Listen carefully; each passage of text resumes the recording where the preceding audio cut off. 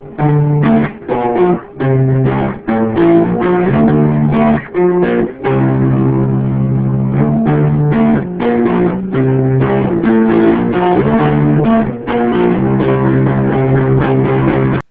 and welcome to the All About X-Men Comics podcast, where you'll find recaps and reviews of all the most recent X-Men comics, as well as previews for upcoming issues. Please keep in mind this will mean spoilers and not safe for work metaphors. I'm host Scorpio Moon. I spell out X-Men on my pizza with the toppings, and hosting with me is Johnny Alpha, and yeah, dude, X-Men for life. Starting off with one of our main books, All New X-Men, number 21. God Loves, Man Kills artist Brent Anderson came back for a special flashback scene, which is where the issue started.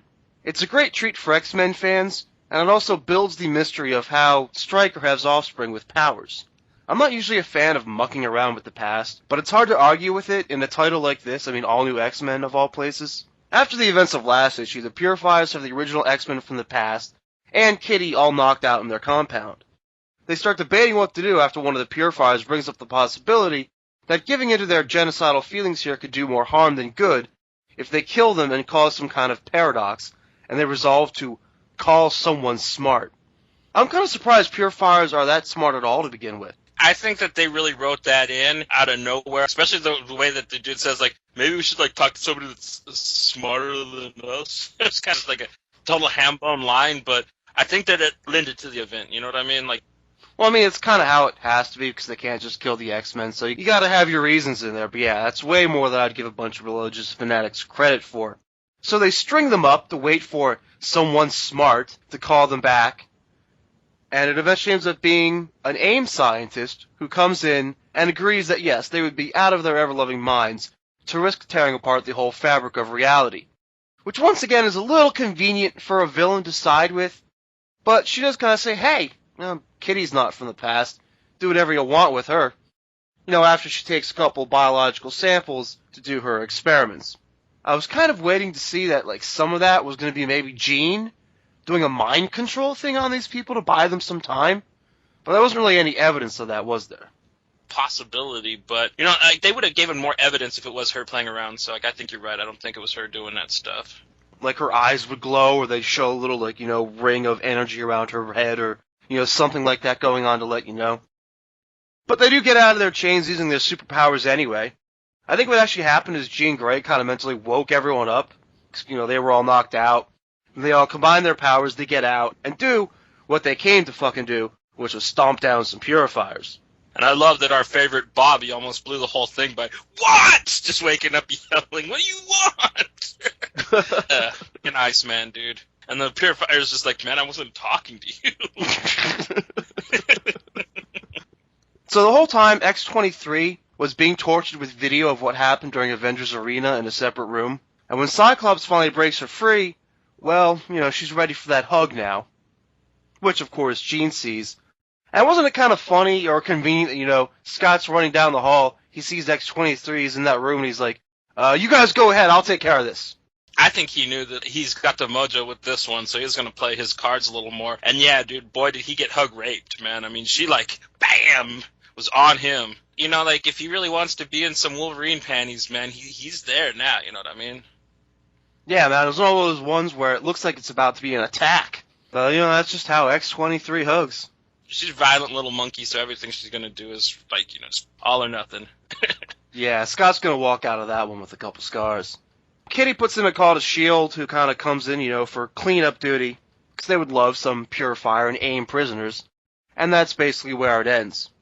Johnny, would you go thumbs up or thumbs down on this one and buy it or skip it? I'm going to go thumbs up. I had a lot of fun. I think that this resolved this little idea that they had going with the Purifiers and showing how the mutants from the past are dealing with religious fanaticism. But I'm going to go ahead and say just skip this issue, get the trade paperback for this run. This wasn't a quintessential issue.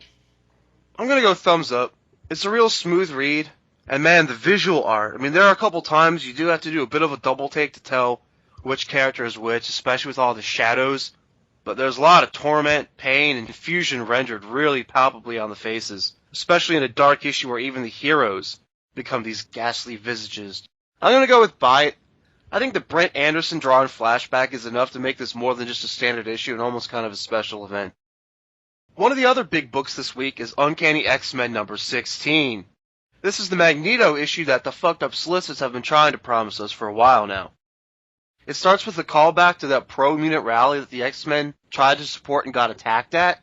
And then throughout this issue, Magneto's got 3 really nice violent scenes that I think set the stage for this character.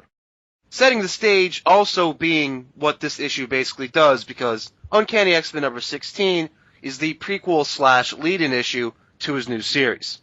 The first one is in his head when he's at this pro-mutant rally, which is, being run by mainly all humans. He's just so offended at that idea that people who have not gone through his suffering would propose to stand with him. And with humans, it's always pretty much damned if you do and damned if you don't with Magneto.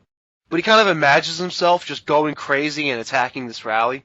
It kind of makes you think that the old Magneto, that's what he would have done. That's how the story would go down, this rally and Magneto attacking it, and then having to fight the X-Men. Right. No, I mean, honestly, Jason Starr, writer of Wolverine Max, look at this. This is how you do an imagined brutality, because this was perfect. Him going full Magneto, throwing the news bus around. It was epic. It really was a good way to bring about the twist of this issue, so I really liked that they threw that imagined outbreak into this. And I think we might have covered this a bit in the previews for last week. My basic philosophy here is that now that we have more mutants again, whether it's coming through the Phoenix intervening or maybe technically some of these Inhumans, metahumans are on the rise again. It's not like after M-Day and Decimation where, we were down to like a number of mutants that you could almost literally count, and they were all huddled together just for survival. That's why Magneto's been with the X-Men for so long. But now that he doesn't really have that holding him back anymore, now he's free to pursue his own agenda and go back on the offensive again. And they also bring up a really interesting point that Xavier was Magneto's best friend of sorts for a time. So many people focus on how Xavier's death affected Wolverine or affected Cyclops, but not as much on Magneto, right?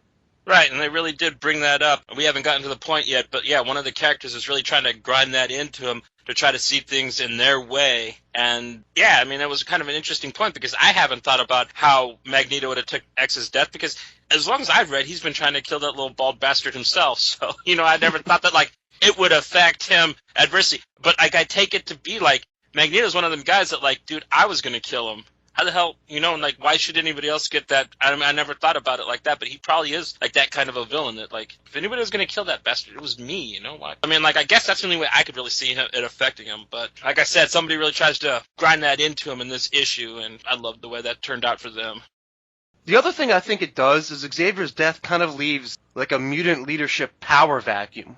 It's always been Xavier versus Magneto, but now it's just Magneto versus no one. As far as X-Men comics, the big thing is right now is Wolverine versus Cyclops.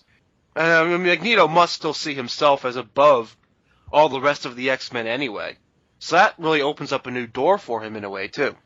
I don't see that at all. There was a time that Magneto would, but this Magneto, I don't see him doing that. We're not dealing with classic pink and purple Magneto. He's trying to actually make things better for once, it seems, with this character. Well, I think what we're going to see is that he does have different kinds of goals. Like I said, it's not classic pink and purple, laughing comic book villain Magneto. But he does still at least have some of his old ways of doing things. What we do see later is that Mystique posing as Dazzler, she exposes that deception to Magneto. Well, before she does that, she lures him to Magipore, where they've been kind of building their new little mutant haven. But on the way, Magneto has to fight his way to the truth. And we see him almost get clobbered by a bunch of guys. And that's our second big scene of violence. They kind of do a Chekhov's gun thing where they point this out earlier. But, he goes all crazy fighting these guys with guns and knives, and after he gets his information, still kind of cuts the one guy up anyway. So he's still violent, Magneto. Oh, right. There's no way he's joining the Jean Grey school. That's for sure. So yeah, he finally gets to the little setup they've got in Magipore, and you've got Mystique there, Sabretooth, that shitty new Silver Samurai. And then once you've got Blob and Magneto, and you've got all these people standing on the same panel again, it almost kind of felt like home in kind of a way, a Brotherhood of Evil Mutants reunion. He's going around shaking all their hands. I'm like, this is brilliant. Is this you? And he keeps getting kind of shrugged off. Nah, I is intelligent for this. And then we get the big reveal, which isn't a big reveal to anybody besides Magneto, but... But of course, it's not going to be too fun for too long, because once he does finally get to them, and this is our third big scene of violence for Magneto, He actually attacks them. He stabs Mystique with Shitty New Silver Samurai's sword. He takes these bullets and, shoots up Sabretooth and just trashes the whole fucking team because they've built their new little mutant empire on selling mutant growth hormone.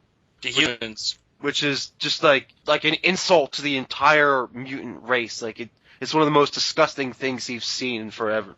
Right, and I mean, he just got so hulked out about it, man. It was beautiful to just see him beat the shit out of the Brotherhood like that. I honestly didn't see it coming. And maybe there's something symbolic in a way with him trashing the Brotherhood of Evil Mutants. Once again, forget about that old Magneto. Forget about the old style Magneto. It could be him versus good guys. It could be him versus bad guys. If you get in Magneto's way, you're in for some serious shit. He may not like everything that Summers is doing and what he's doing with these new X-Men, but at least it's a lot better than what his ex-friends are doing, selling out his own people for a little slice of what they consider to be some kind of paradise. It was just epic Magneto right there. Yeah, man. So on the way out, he crashes one of their fancy buildings and takes off in their helicopter. And I mean, to bring down that whole building, his powers have to be operating at a pretty high level, right?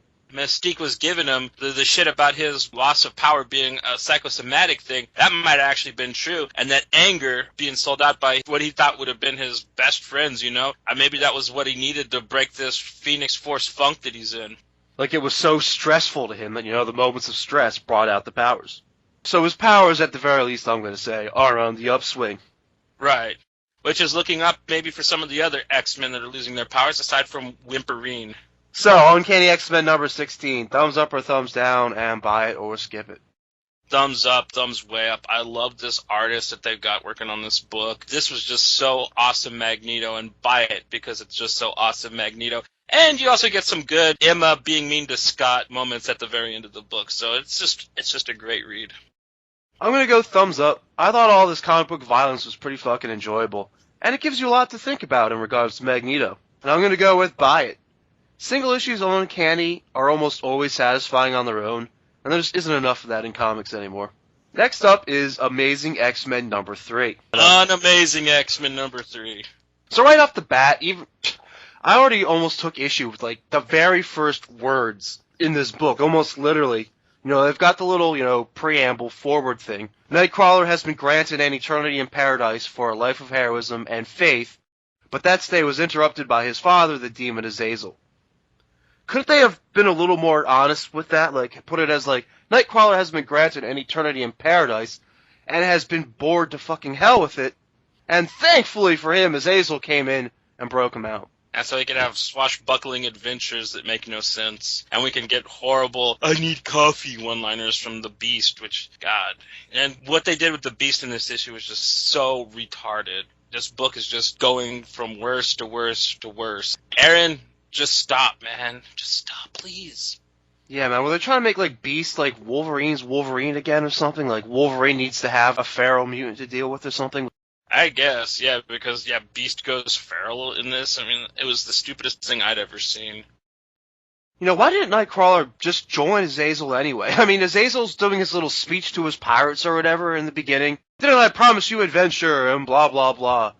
And shit, that sounds like exactly what Nightcrawler needed, since he was so bored being emo in heaven. No, I'm not actually suggesting that Nightcrawler would ever actually join forces with Azazel. I just found it kind of ironic that all the things Azazel is celebrating is kind of exactly what Nightcrawler would have wanted. And I'm still just harping on the fact that he was bored and emo in heaven. And now I know that they were hooked up several times in the past, but now we got Wolverine boning Storm, and the first thing that they do bringing Nightcrawler back is having him and Storm reignite the thing. So once they get Nightcrawler back to Earth and are alive and they're not playing Johnny Depp in heaven anymore, are we going to have a man match between Nightcrawler and Wolverine over Storm? I mean, is that what he's trying to get at? I really think that he's going to play that up too, and that's just so stupid. Oh, the whole Scott Summers, Jean Grey thing is played out, so let's do it with Nightcrawler and Storm this time. Jesus. Jason Aaron, you really have the brain of a monkey. Alright, so let's go through the events of this issue, mercifully quickly. So, yeah.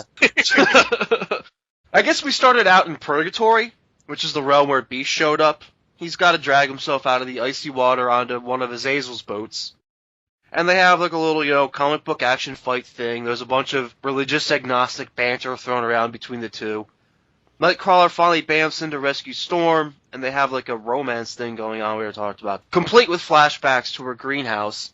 Beast eventually makes his way over to the other ship, but after his fight with Azazel where he got stabbed and thrown back into the water and came back into like a feral berserker rage, he's still in feral berserker rage mode. Looks like he's about to bite Nightcrawler's head off, and that's kind of like our cliffhanger for the issue. Yeah, and it's just like, what, dude, really? And like, honestly, why is he like trying to pull out these crazy historical characters and make them into these lame pirate bad guys? There's Captain Caligula and Captain Billy the Kid and Captain Jack the Ripper. It's too much, too far. We get it, Aaron. You miss Claremont. Everybody misses Claremont. But you are never going to be Claremont. You're not even Claremont with autism, you know what I mean? Besides, Claremont's going to write the new Nightcrawler title anyway, so he's coming back soon enough. Oh, is he really? Okay. So, yeah, you're going to get shown up, fool. So why are you playing this? Yeah, that's what happened in Amazing X-Men number 3. Thumbs up or thumbs down, and buy it or skip it. Thumbs down. This book just keeps getting worse and worse. The art is nice, dude. Ed McGuinness, you're doing a good job. Everybody else, you need to up the ante and skip it, because this is honestly like the worst X book going right now. I'm going to go thumbs down. Nowhere near as fun as they want it to be. Maybe take a quick flip through it at the store, but other than that, skip it. Next up is Uncanny X-Force number 16. So Strife has both Hope and Bishop chained up. Hope just wants to escape so she can kill Bishop. It's so one-track mind. I love it. She even taunts Bishop about how totally fucked his situation is because he's there with her. Right. There's no room that Bishop, in her mind, the Bishop's going to get the upper hand. He is stuck in a room with her. She's got the whole Rorschach mentality. Yeah, man, totally. You're trapped in here with me. Yeah, man, that was some good shit. And we see that Strife's plan here, his plan is, he wants revenge on both Cable and Bishop. He plans to get it by letting Hope kill Bishop. That way Bishop dies, and then Cable is a failure for letting Hope become a killer. Strife wins. But of course it's gotta be, played out, so he's not ready to let it happen just yet. Cable squares off with the other X-Force team.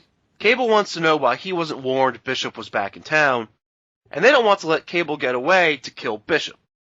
And there's a lot of strategy in this confrontation, and it's built up throughout the book. There's so much of it, you'll love it. Cable is trying to stall for time until his team shows up. Storm and Psylocke double-team blast him just as they do, and then Cable's team, blast the other X-Force team and knock them all down. So now we're back to a standoff between the two teams, at least, and it's not just Cable by himself. He's actually knocked out now. And we get awesome Capture the Flag jokes from Boomer, man. She is so cute. I never liked Capture the Flag in PE. So now it's actually, the thing is reversed. Now Storm is stalling for time to let her team get their wits back about them. And Nemesis is frustrated with all this talking, so at least he tags Cable with the Tracer. So now when Spiral takes off with him, we can have the cool chase fight game of Capture the Flag thing going on. Cable as the flag. And that goes on for pretty much the rest of the issue. The action is pretty smooth for how much chaos that they have to manage here, with a lot of tactics and back and forth. It all ends when Nemesis finally gets to Cable and gives him like a shot to wake him up. Cable's first word is literally just to scream, "Hope!" It's great, man. I love it. And then he has Nemesis hit Spiral with a hallucinogen dart and manipulates her into using her powers to transport them to Strife's base, where Hope is, which was, I thought, just fucking brilliant. Right, while the rest of X-Force are fighting still, which is kind of a dick move on Cable, but, he's kind of one-sided here, which, I don't mind. Like you said, the action in this is awesome. Puck hits Colossus with a truck. Domino and Spiral are just beating the shit out of each other in the freeway and stuff like that. They are just crunching cars, munching metal, it's a slobber knocker in the words of the wrestling announcer guys. It's a hell of an issue, man. And then, you get Boomer's goofy joke when she bombed Psylocke with the fireball. Brits never did understand baseball. She's too funny, man. I'm glad that they brought her back. I've missed her since Agents of Hate. I did love her bit also with her like enjoying the wave when Storm is doing the typhoon thing. She's nuts, man. She's like just constantly stoned or something, man. And what was up with Dr. Nemesis? so quick to say that he didn't know something towards the end of the issue. That's not Dr. Nemesis. I mean, he probably could figure out what Cable was doing. I mean, not even without some kind of qualifier. Well, I mean, as long as he outsmarted Forge, still, I'm pretty sure he's fine with it.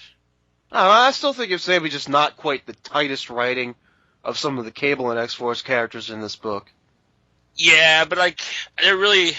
Like we said, this is going to be a group effort between the two writers, so, like, basically I think that they both kind of came to this idea of what's going to happen. So at the end of the issue, Cable and Spiral end up transported to Strife space. You know, you see that Strife is there, and that's our cliffhanger. Yeah, and you're early and stuff. It was kind of a nice little exchange, kind of like a 90s comic, you know, like I was actually reading old X-Force with that line. I was just like, wow. Humphreys is really nailing Liefeld era, but he's doing it way better than Liefeld ever could. Oh, that's... Okay, so as far as this issue of Uncanny X-Force, would you go thumbs up or thumbs down and buy or skip it? Thumbs up. The action alone makes this book enjoyable. The one-liners are great. And buy it, because like you said with the Cable and X-Force issue, you don't want to be sitting on your thumb while the two X-Force teams are fighting each other, and there's a huge event going on that's going to bring them together in a new series. So if you're an X-Force fan, you got to be reading this crossover event. I'm going to go thumbs up. It's smart, exciting, nice to look at, and they do a lot within these pages, which leads me to also recommend buying it. Issue to issue, this has been a pretty great read so far. Both have given you enough to be entertaining on their own. Next up, Wolverine Next, number 15! It's finally over, people! It's finally over. We can rejoice. It ends retarded, but it's over. So, I mean, like, we have that. Hooray! Woohoo! It's dead, it's dead. The shitty series is dead. What's up with the last issue? They had a different artist. So the art actually almost looked nice. And then, like, this issue, it's back to the chicken scratch art. Ugly John book, man.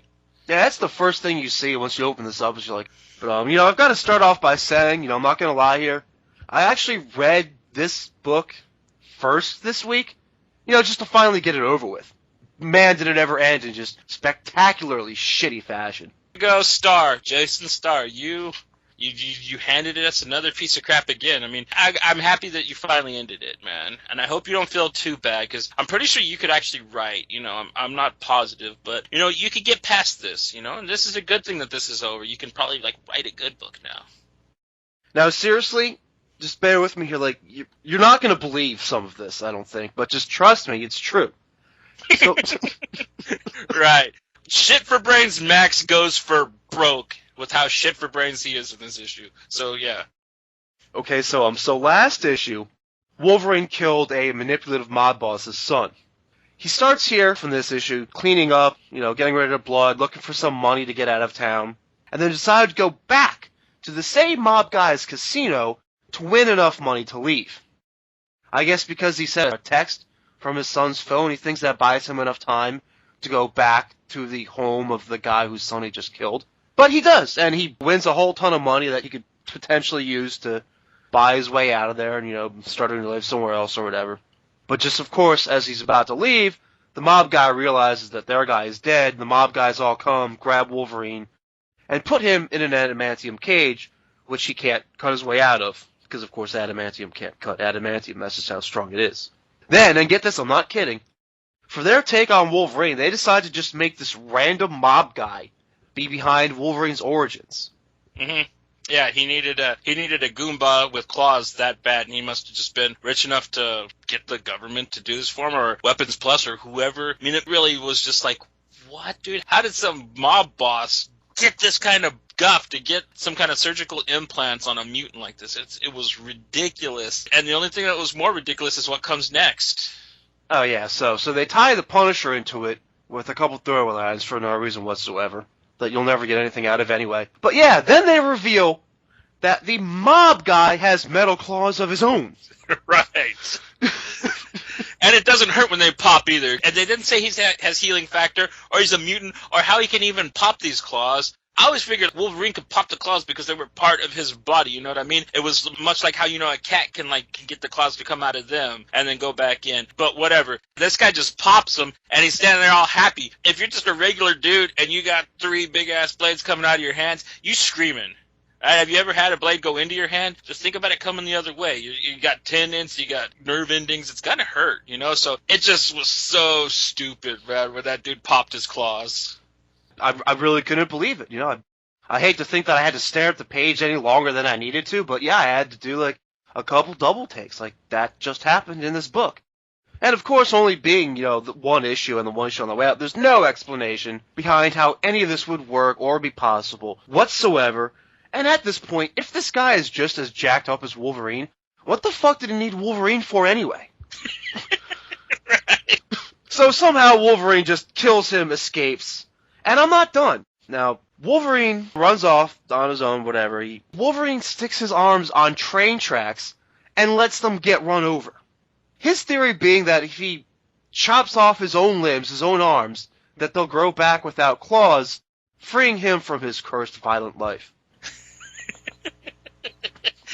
Like I said, shit for brains, Max goes for broke. Just proving how shit for brains this version of the Wolverine is, man. Oh my god. Cut my arms off and wander around as a paraplegic for a couple hours because it's like they made a point of telling you that he's been alive for as long as, like, you know, Wolverine usually is. He forgets things every 15 years type of thing is what they kind of tell you. And, like, he's only had his claws since, for a few years now, you know what I mean? He obviously didn't have them in the 70s. So, I mean, like, he was already up to no good and hurting people before he had his claws. I mean, we covered that throughout this series, so I don't understand how he came to this marvelous conclusion. Yeah, so they made him as absolutely dumb as possible to top themselves for this last issue. And now, just like Wolverine, the character himself, my brain blots out some of my most painful memories, which is why I forget a lot of issues of this book, like most of them that I've ever read. But I'm trying to remember here, I guess his deal is that he only has adamantium claws, like not a whole skeleton in this Max series. I suppose, yeah, that's the only way a train could actually cut him off, right? Yeah, they just established that adamantium is so strong that even sharpened it cannot cut itself. So a train could never run off his arms like that unless there wasn't adamantium there. I mean, I'm trying to remember, I think there was a thing in one of the first issues about, like, his legs, like he lost his legs in the accident and they grew back or something. I mean, I forget how far it was established throughout the series because I just don't remember these fucking issues that well. But, I mean, it's Max rules, so they can be different. Yeah, but I mean, this is much like how you explained how you feel about Catechism, Ultimate X-Men. This is over. Issue 15's out. I'm gonna forget this series ever happened. So you not remembering that's you're one step ahead of me. Hey, freaking nice. So yeah, like I said, Max rules means you can have, you know, different rules in your universe for your character. But the rules of decent comics still apply, which is why I'm just so fucking glad this shit is over. Yeah, man. Rot in pieces. So let's do it one last time. Thumbs up or thumbs down, and buy it or skip it for the latest and now last issue of Wolverine Max. Well, I don't know. I'm so happy that it's over. I almost want to give it a thumbs up, but that's just so wrong. So yeah, thumbs down. Like we said, it's a celebration and how stupid they actually tried to make Wolverine in this book. And I'm going to say skip it because there was never an issue of this series to start reading, and this is not a place to start. So just go ahead and let it lie, and if you didn't know that this book ever existed, keep it that way. Great advice. Thumbs down. It so obviously reeks of, this shit was canceled. Wrap it up, boys. So much so that, I mean, there's no story to enjoy here whatsoever. And skip it. I guess I will say one last thing on it for my send-off. At best, it was a failed experiment. Okay, let's do X-Men Legacy number 22 next. Get us some more good momentum again. So Legion was all powered up, but the villains still got the upper hand on them, and with the super nuke about to set off World War III, this issue starts them in a pretty shit situation. In a really great surprise move, we see that Legion's called up the X-Men for help, and you get Wolverine, Cyclops, you know, the whole lot of them coming in to help save the day. And this is big for Legion, turning to the team like this. And when they get there, you know, Legion, he's the one who knows what the situation is. So, you know, they turn to him for leadership. Which is also just like, you know, it's such a massive situation, such a moment for him, that he almost melts under it. Right, I mean, I love that. Where Wolverine and Cyclops look at him and, David, what should we do? They just write that, he's got that word bubble, just like, they'll never understand how much those words actually mean to me. I was just like, damn, dude, it actually kind of choked me up a little. Yeah, man, that was a really epic moment in this series and this issue. But so Legion does pull himself together though. As he leads these heroes into battle, his narration is also kind of a meditation on leadership and Legion doing things his way. And there's always this kind of like poetic, philosophical, like mental science part of X-Men Legacy issues now. And my words really can't do his justice. For me, they're always the highlight. Right. It's narrated beautifully. And then visually, we get a very bright, colorful issue. I'm sure very much on purpose here, because it matches the heroic tone. You know, they do that, so I think to coordinate with the appearance of all the other superhero X-Men guest stars. I love the Battleship monster, too. That's by far one of the coolest comic book monster things I've seen in a while. Seems like kind of a stand-in for a Sentinel, to have like a Transformer Navy-based ship thing, but it was pretty bitchin', yeah. Right. I just dug it. I thought it was pretty cool, especially because, I don't know, it really lended because, like, they were trying to get the ship to take apart the nuke and then him taking over the battleship was for naught because he called the X-Men, and, like, I really loved the whole X-Men learned how to take apart nukes decades ago, and they broke down how they take the bomb apart, won the day, with him actually not being a stubborn ass and asking for help. Like, once again, just a great, great thing that they're doing with this character in this book. Oh yeah, the first trick the X-Men ever learned. That's another one of those great things about reading this comic, is like every time you do it, it's almost like a study in the X-Men. But, you know, just from different kind of points of view. And it is really great to see X-Men and Legion together, and we'll see how this works out, because in the past they've both, I mean, you know, the X-Men have been happy to just, like, you know, leave Legion, like, in a coma or whatever, you know, just shuffled off away somewhere not being dealt with. But as they also bring up, it's not like he always necessarily turns to the X-Men for any kind of help. The same way, you know, Legion's mind is all coming together. Like, you've got these characters all coming together, too. Right, yeah, and I mean, it's really good to see him coming about, and I don't know, this really weird thing that they got with Blindfold calling herself Destiny out of nowhere. It's got me into a foreboding feeling, but also how positive this issue was, the kind of almost sad cliffhanger that we had with things still getting one last upper hand on him. I really think that he's actually going to learn that he has friends here, and I think that the X-Men are actually going to fight the World Worm and save him, which I think is going to be pretty cool. That's at least what I'm really hoping for. Yeah, man, because that was our big cliffhanger at the end there. After confronting this evil thing again, the World Worm starts to come out. They killed off that little glowing pair of eyes thing that, you know, is like now fully powered up Blindfold again. And that's what's going to lead us into for next issue. But as far as this one, do we want to go thumbs up or thumbs down and buy it or skip it?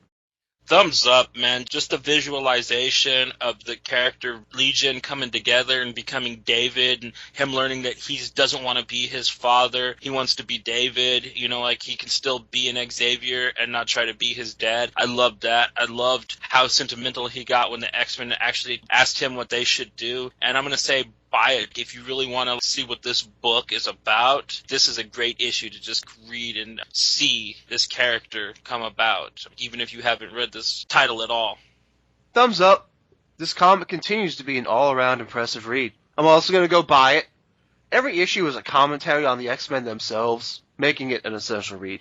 Alright, next up I had noted for us to talk about Deadpool, Gauntlet, and Night of the Living Deadpool. I haven't actually gotten into the Gauntlet thing too much yet. I mean, I do read a fair amount of digital, but like digital first and digital exclusives and stuff like that just don't always call to me the same way other titles do. Right. Yeah, so we'll just do Night of the Living Deadpool for now, where it starts with Deadpool waking up in a food coma to the zombie apocalypse. And they do one of those end-of-the-world meditations, where you can see that the world was ending all the time, you just didn't notice. And that works for me. You know, part of it was kind of humorously with Deadpool killing people and like having them walk off or whatever. And him dropping that homeboy off the roof, and then like, you guys see where he went? I mean, like, it's like a tall building. Maybe he didn't fall as hard as I think he did. And I really liked when he goes into the restaurant, the newscaster's actually saying what the newscaster says in the original George A. Romero Night of the Living Dead. That was a nice little plus for actual zombie fans. But yeah, it kind of blended like that Danny Way, silly Deadpool where he doesn't take anything serious. It's kind of like the Deadpool where we've been moving away from lately in the comic books. But yeah, I mean, this was all right.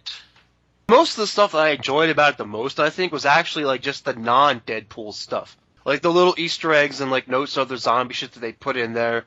Or the way they kind of talk about how, like, you know, you look around the world and see AIDS, poverty, death, blah, blah, blah. Like, How did you not notice it was the end of the world? The world was ending all the time. Look at all this shit. That was actually kind of, I don't know, almost kind of poignant to me. It kind of hit home. Talking zombies were interesting, I guess. It's kind of cool to see them verbalize their suffering, and that you see it from like a zombie's point of view a little bit. Kind of have this excuse about, the last bit of consciousness or something like that. I mean, I guess it's as plausible as any, given the kind of story you're talking about. Yeah, I mean, it's like the last little remnants. I mean, it slowly dies out, like, within a day or something, they said. But, yeah, as long as they're, like, fresh dead, like, yeah, they can, like, say what's still on their mind. It makes as much sense as any other zombie trope. So, I mean, I'm not going to balk at it either. Yeah, I'm not going to sit there and go, oh, my God, look how this guy has ruined zombies forever. We should, pitchfork. Well, I mean, I love Crossed, and, like, I don't even want to get into what the zombies do in that comic book. So, I mean, talking is, like, the least of the thing that I could balk at zombies doing. Yeah, I mean, we don't have to argue the semantics of what exactly does zombie mean or whatever, too. Like, that's not really what we're here for. The talking zombies did kind of start to get on my nerves a little bit, though. I'm not going to lie. But maybe you need them to be that way, at least for a Deadpool story, especially when you ain't got no one else to talk to, and to help keep the right tone. What do you think about the red against black and white thing? I liked it until they did the flashback and they had like all those pages in color. I wish they did those black and white and red too. Because I'm used to the black and white and red. Did a couple collections of that with the Grindel comics, and I always liked the black, white, red Grindel books. So that was kind of cool if they did that with Deadpool's. But when they kind of ruined it when they did the flashback in color. But it's not a big deal. So they kind of like took you out of it. Yeah, if you're going to do it, man, do it all black and white or, yeah, with the one color in character. Don't all of a sudden, like, everything's in color, you know? Like, unless, like, he was on drugs or something, like in that Simpson City book, Hell and Back. That kind of made sense why stuff started being in color in that one book, but... Yeah, the whole red against black and white thing can seem a little cliched at times. I don't know, but I mean, it always does look really neat, one way or another. So would you give this book a thumbs up or a thumbs down and go buy it or skip it? I'm going to give it a medium thumbs up. It wasn't terrible, but it wasn't exactly, like, awesome Deadpool either. And I'm going to say, go ahead and check it out, you know what I mean? There's worse things to read. And like I said, there's a lot of really funny jokes about, like, Walking Dead and, like, George A. Romero and 28 Days Later jokes in it. So it might be fun for zombie fans to check that out and have a little laugh at the genre. I'll give it a thumbs up. It wasn't bad. I was entertained. But I'll go with skip it. I still could have easily lived without it. And at the end, I kind of had one of those, that was it, expressions on my face. But it'll probably come off looking a lot better in the trade paperback. Okay, let's do our previews now. The first book for the next week is going to be All New X-Men number 22, Point Now. So all this Point Now shit can seem kind of pointless at times. But if it means not waiting and we get our other issue this month of All New X-Men right now, then I guess I'm not really going to complain about it. Hell no. It's going to be the story that starts our crossover with the Guardians of the Galaxy. You've got a bunch of space aliens who want to get some revenge on any Jean Grey they can get their hands on, blaming her for the Phoenix. It's a good way for Bendis to combine two of his books, not to mention shamelessly self-promote the hell out of the Guardians of the Galaxy before the film comes out. And what better way to do that than cross them over with the X-Men? Yep. Some no surprises, really, that they ended up doing this, but I still think it should be fun. Right, and I mean, they're both Bendis books, so who better to write it? So Yeah, instead of making it like some other event book kind of thing and giving it to some other writer or some shit like that. Yeah, I heard that, man. And I mean, yeah, I want to see like Rocket Raccoon and Bobby do one-liners back and forth at each other. That should be pretty funny. Yeah, that might be worth the price of admission right there alone. We're also going to get X-Men number 9. Yeah, man. Now this is going to pick back up because, you know, like they're getting all suited up and shit. And the cover is kind of foreboding. They show Psylocke and her little outfit all tore up, like she's going to get her ass kicked a little bit, which I think the only one that could hand anything to Psylocke at this point as the Sisterhood would be Enchantress, but we'll see, you know. Misleading covers and X-Men titles are kind of hand in hand these days, so. And maybe I'm just an easy date, but if it's got M flying in the issue, I'm already sold. Maybe it's just because they tease us with it for so long and then left her out for a whole issue. Right. I think they're going to get there. There's going to be some shit talking and maybe a little bit of action, and then we're going to get a cliffhanger again. But it should be pretty cool, you know what I mean? And we're going to probably get to see all our badass Bettys ready to just kick some ass in it. So, right on. Wood's killing this, so. Let's see. We also get Wolverine and the X-Men number 40. Only 2 more issues after this. And I gotta say, man, I kind of feel bad about being happy that was ending earlier. I mean, given a choice, I'd probably take this series over Amazing. Yeah, right. I mean, like, since Aaron's leaving this to do Amazing, but I mean, like, dude, this book still sucks. It's just this is an alright written arc, only when it has to do with Cyclops and Wolverine. We still got the Archies crap to deal with. And, like, yeah, this is going to be the first time we get to see them knuckle up, and they're probably going to beat up Squid Girl and the Three-Face Boy and stuff. But, I mean, like, honestly, did they really need all those Archies to do that? I mean, they're just a couple of fake mutants anyways. That's going to be overkill and a half. It was more hardcore when the X Academy, those guys actually used to get attacked, you know what I mean, and had to fight actual villains and stuff. This is kind of, you know, these Archies, they get this whole book and they get all this praise and everything, and they haven't done anything but fought Tween Hellfire Club, which was the worst villains ever, and now this, you know, like, they really need to let these X babies grow some balls and actually have them fight somebody for once, you know what I mean? They ain't fought nobody yet. Will they have time to in only 2 issues? No, they won't. So I hope whoever this new writer is that's taking over will have the X-Babies actually fight somebody. Alright, so next up is All New X-Factor number 2. Sweet. We're getting that again already? Bring it on. Yeah, man. Last issue was mostly about bringing Gambit onto the team. I wonder if that's what the first few are going to be like. Like, each issue it'll be like, you know, this is the one where we meet Cypher. This is the one where we meet Warlock. This is the one where Danger joins the team, you know, and so on. Yeah, I think they're going to build it up like that, and honestly, I really think that, like I said in the last issue, they're bringing Gambit around to be the new Madrox. So, like, I'm pretty sure a lot of this is all going to be seen through him. Which works for me. Right, Gambit rules. We also get Cable X-Force number 19. And I don't care what anyone says, I'm still rooting for Hope to kill Bishop. Yeah, me too. I don't see how it would be such a bad thing, you know what I mean? She's badass, and, like, I don't know, I remember in the Messiah War, they went to this future that was full of, like, all these cockroach monsters. She was, like, killing thousands of them things. What's the difference between killing 1,000 cockroach monsters that were, like, sentient in the future and killing Lucas Bishop?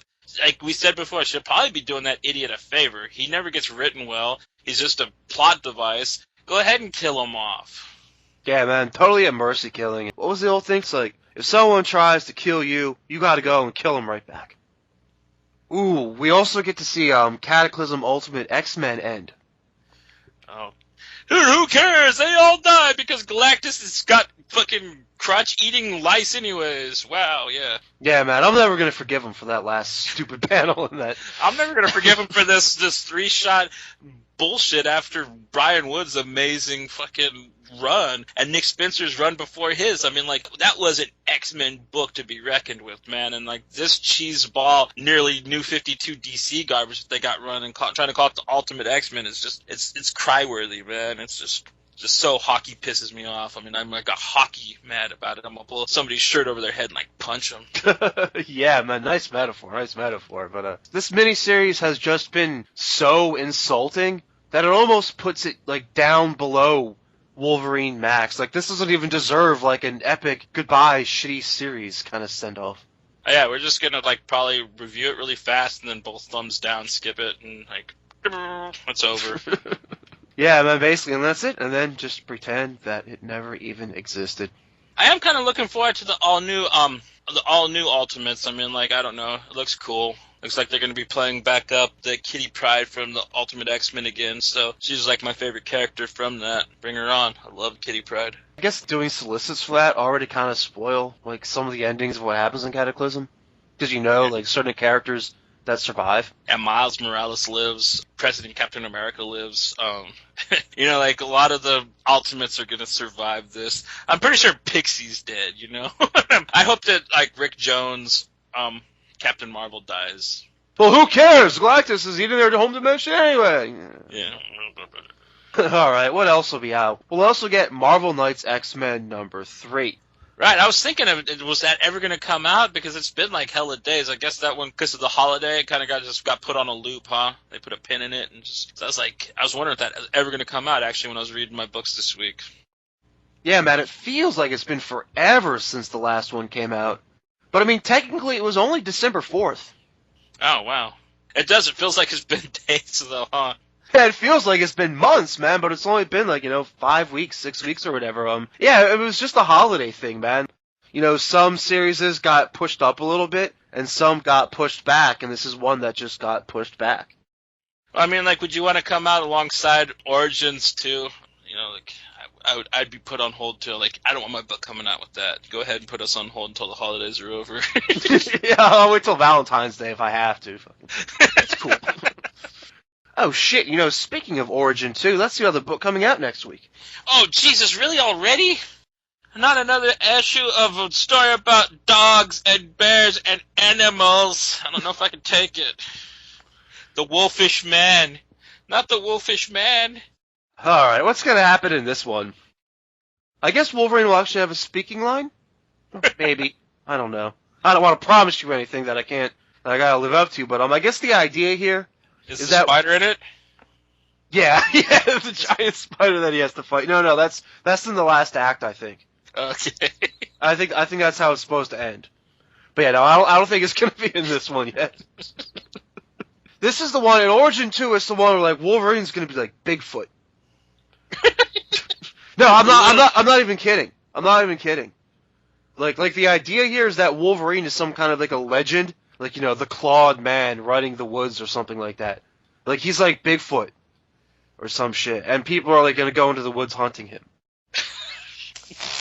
Awesome. This is just when you didn't think it could get any worse. Honestly, like, we celebrated Wolverine Max being over, but Jesus, we got Origins in its place. You weren't even joking about that. Every time I think you're joking, you so are not, man, and it always just terrifies me. Yeah, man, that's one that goes by. I made that joke like a while back too, but yeah, man, Origins right up to like take its place is just like the what the fuck is this happening for series of Wolverine. Just hopefully he doesn't let his arms get run over by a choo-choo. Ah, shit, man. All this talk about this crap now is kind of making me want to talk about something a little bit different. Why don't we spike the punch? Oh, yeah! Yeah, spike it up, bro. Alright, so Spiking the Punch is a segment where Johnny and I each recommend one non-X-Men related comic. Johnny Effa, you want to go first?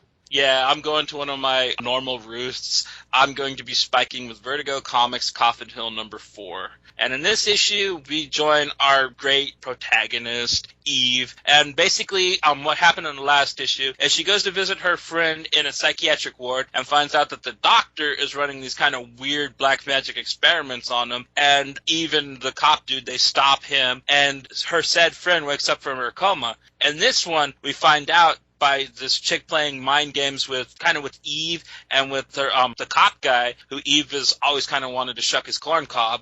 Basically, this girl is not the friend. She is being inhabited by some kind of, probably the darkness in the woods, I think is really what it's going to come to play as. We're kind of learning more about the missing kids case from issue number 1. And I got to say, man, this book is just coming together wonderfully. I love how she's kind of like this renegade freelance cop that like kind of just swooped into town, and she's like the boss, even though the other dude's the chief. She's actually like telling all the other cops what to do and where to cordon shit off at and stuff. She's just such an awesome little character, man. Eve Coffin for president. Hell yeah, man. Hell yeah. I mean, this series is just so interesting that I'm more than like willing to let you just spike with every issue of Coffin Hill as they come out. I think you only missed one anyway. So let's get into this one a little bit. So, the newly awakened Mel, you suggest maybe she was possessed by the darkness from the woods? She pretty much confessed to Eve that she is not Mel. And she's got that stuff that comes out from around her eyes, and she's got the weird veiny thing that they've kind of shown in other black magic comics as a sign of possession or a sign that there's something unnatural in there. And it would only make sense because that's when she went batty, when the darkness and the force took their one friend. So, whatever's in her has to be akin to that. I mean, I'm almost positive. Yeah, I'm just kind of splitting hairs on, like, is she possessed by a personality, or is her personality just been altered by this power that she's got now? And we also kind of are finding out more about Eve Coffin's parents and the whole family line. Basically, it's almost like we're getting a family thing that goes through the blood, almost supernatural style. I don't know, maybe some kind of odd protectors of that land and the darkness that was there. And when Eve went messing around in it, she didn't know what she was doing, and she kind of unleashed it. I see that they're taking it too, so I really think that, yeah, maybe this thing is playing with what the darkness inside Mel's head, but it pretty much came out of the closet and told Eve that it is not Mel at all. And it potentially gives her like a superhero nemesis in a way. Right. She's got like powers and shit, and she can like, they can have a cool witchcraft fight later. Well, and she kind of joked around about her weird mismatched eye, the eye she steals souls with. So I wouldn't be surprised if that eye is how she's able to see the demons and the killers. Remember how she was able to spot the one serial killer in the case before she got shot and left the Boston PD? I think that, yeah, there's a lot more to even her powers than we've even been told in this book so far. I think that she's always been fighting demons and monsters when she was a cop. They just didn't explain that yet, and I think we might get a flashback arc when this is over to that, maybe, which should be interesting. Because Vertigo loves to do stuff like that with their books. Ooh, yeah, that would be really cool. And like you were saying, they're kind of deepening the mystery of the whole... Well, I mean, they're deepening a lot of the mysteries, but one of them being the whole Coffin family themselves. Like, exactly, what they're made of. Like, are they born naturally disposed to witchcraft? We kind of know that, but, like, how and why? Is it like a supernatural superpower thing? Were they cursed? Make a deal with the devil? What exactly does it mean for them? We talked about Eve's mother protecting Eve from, their duties. Like, are they protecting something in some way? Like, I don't know, keeping a secret evil flame or making human sacrifices? Yeah, I mean, something, There's got to be a lot more to play to this, and it's definitely got to be something that runs through the bloodline. What's it called? The curse or the duty of it. Maybe that they've been cursed as witches and stuff like that, but maybe the Coffin family are, I don't know, the good side of black magic type of thing, I mean, a lot of shows like Supernatural and stuff kind of have that kind of thing, so I see that Eve, no matter what, is determined to do... I don't know, somewhat good as a little goth punk chick can do, And she's a little extra motivated now because we see that the previously missing, now known as dead girl from the cabin is like the sister, or maybe stepsister of Danielle, the friend who didn't make it out of the woods that night. Right. Which is cool. I like how it pulls the story even more intertwined. Yeah, and I really like how she's playing with this mystery. Usually a lot of writers, they try to be clever, and they let the cats out of the bags, and they kind of overblow everything. But not this, man. Everything kind of comes about at its own pace, and it's all done so clever. You know what I mean? Like, there's not one thing that I'm just like, man, why are they doing it like this? Or they're ruining it, or they're messing it up by doing it like that. No, everything comes around almost perfect. I mean, the pacing of this book is just amazing. I can't believe this is like one of Kitteridge's first like actual graphic comic book works. I guess it comes from her being like a regular writer first, maybe. Yeah, I think she has a very strong understanding of like story mechanics and like the way the mechanics of this story work out really. I mean, some of it's almost kind of obvious. It's like, okay, if you start your series with like flash forwards and flashbacks and like it starts like more of the feature, of course you're gonna want to know like what happened beforehand, so when you do some of the flashbacks and stuff, that makes it satisfying. But that's also, just kind of basic writing, and like the way they do it does end up fulfilling. Right. Okay, for me this week I'm spiking the punch with Penny Palabras episode 2, The Devil's Weight. Penny Palabras is one of those small press, indie, self-published kind of books that comes across my desk a lot as being the editor-in-chief of Comic Book, but it's definitely one of the ones that's like stuck in my mind the most since after reading it. So Penny is kind of like this disturbed little girl. She sees dead people, I guess you could say. That's like the cliched phrase you have to use now. She sees dead people. She's haunted by all sorts of ghastly little shit. And one thing that she sees, like, her arch nemesis of sorts, is something called the Straw Man. And she says that he doesn't necessarily bother her, he's just annoying, but she's constantly doing anything she can to get rid of him. And she also has these terrible nightmares that make her feel like she's on the brink of death. So in some ways, Penny is a little bit of an unreliable narrator, which is always kind of interesting.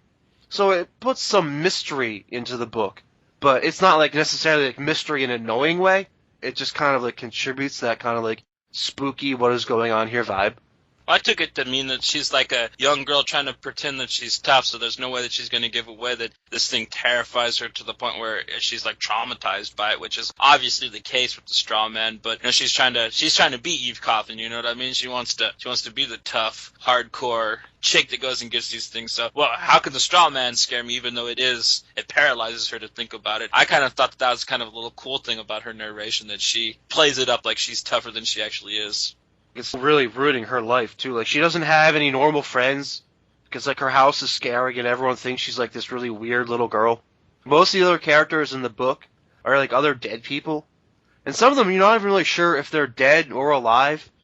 And, like, they all, like, do and say strange shit.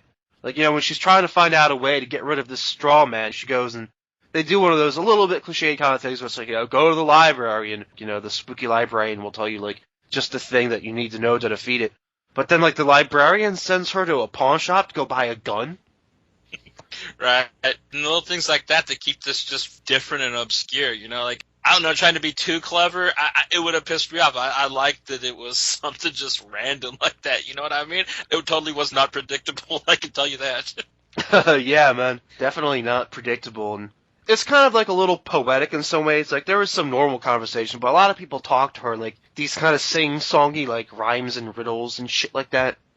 They draw a skull face into the moon, which is one of my favorite parts. Oh man, the art design in this book is just gorgeous. I love the artist's line work, man. The characters, all the grayscale that he uses. God, man, I miss black and white comics, and this one just reminded me how much so. I mean, especially with the detail and, like I said, the grayscales that he uses with his shading. Man, it's amazing. It makes me really yearn for the days when, like, almost all indie books were black and white. Yeah, man, you got to give it up to Patrick Beavers, who does the visual art on this. This is one of the coolest, like, grayscale things I've seen in a while, too, because it's so much to the point where there isn't really a lot of, like, I mean, there's black and white in it, but it's not, like, just strictly black and white comic. Like, you really see them all. It's just stronger or lighter, you know, versions of the color gray. And everything is so detailed. I mean, like, honestly, just the amount of detail that goes into his artwork, like, it is not shabby. I mean, I've seen a lot of black and white books where, yeah, man, like, you'd look at the detail and the shading and, like, you know, you'd be able to tell what it was, but, I mean, in this, he goes out of his way to actually, like, draw the grain in the wood and everything. I mean, it's gorgeous. Awesome spiking, bro. Author James Willard really takes it up a step in issue 2. Like, he escalates it right away. Oh, yeah. No, I mean, like, honestly, like, this book is so amazing, and it's being done with just such great care. And I'm sad to see that this is, like, as indie can get, that this is, like, self-published, because, dude, honestly, this should be at Oni or something like that at least, man. It's that good. Yeah, man, like, pretty much the only ways to get it are, like, I think it's available on Amazon. Like, you can do, like, a Goodreads or an EPUB type thing. They might have it up on, like, an iTunes reader, I'm not sure yet. Or I think if you go to, like, the personal site for, Penny Palabras, you can make a small donation to get, like, a PDF or a CBZ or a CBR version of it. I'll put links to all of this in the episode description, either on our YouTube or on the comic book site or on the PSN site or on the Facebook. They'll definitely be out there somewhere. So just, like, you know, search around the All About X-Men Comics podcast to find those links. I mean, if you're a fan of, like, supernatural, fun little stories, maybe with a little tiny bit of noir thrown in there with the mystery side of it, you do not want to miss out on this. This book should be huge. It's a crime that it's not. Let's wrap it up with a couple fun segments. Johnny Alpha, do you got any for me this week? I pity the fool. Alright, I Pity the Fool is a segment where we talk about shit that sucks. Well, right. Kind of. Or, like, basically whoever is just the saddest sap that we've had to read or encounter this week. And mine definitely has to go to Wolverine, a.k.a. Shit for Brain Max, with his letting a train run over his arms because he thinks that that's going to help him escape his hard, horrible life. Bitch, I pity your ass, fool. And me, I pity the fool who gets in Magneto's way as he rushes towards his new solo title. As we've just seen, even old allies can be targets now, and Magneto still has no qualms about using his old lethal methods. I Pity the Fool was brought to you this week by PSN-radio.com. PSN Radio, the best in talk radio anywhere. And sponsoring Too Cool for School this week is comicbook.com. Hey man, this is Kevin Smith, and you've been comic booked. Johnny Alpha, who did you think was too cool for school in comics this week? Magneto, because just like you said, he is a force to be reckoned with, and he's getting back to his grassroots. Like, I gotta just say, man, him sitting there listening to them hippies talk, and he's just like imagining smoking them, that was too cool for school, man. Magneto is awesome. I need my Magneto was right shirt back, dude. Start printing those Magneto was right shirts, absolutely. Because Magneto is also my Too Cool for School nominee this week. He's almost literally too cool for school, as he has left the Xavier School behind, and as he has taken out his old school of team. He fucked him up too, dude. I mean, he straight up had Silver Dorker Eyes just shank Mystique, which I never thought I'd see. I figured, like, no matter what, he'd kind of, like, you know, kind of spare her and give her, like, some kind of, you know, you're being an idiot, but you know what? Like, I'm going to teach you a lesson like Wolverine did to Tiger. But hell no, dude. Yeah, and I'm going to trash your hotel because that's what I think of your plan. I mean, so badass. Yeah, man, that shit was definitely too cool for school. If you'd like something to watch while you're listening to the podcast, don't forget that you can go to www.youtube.com/user/allaboutxmencomics, where we've got an interactive video type version to follow along with. So make sure to hit us up there, and we'll see you for the next episode.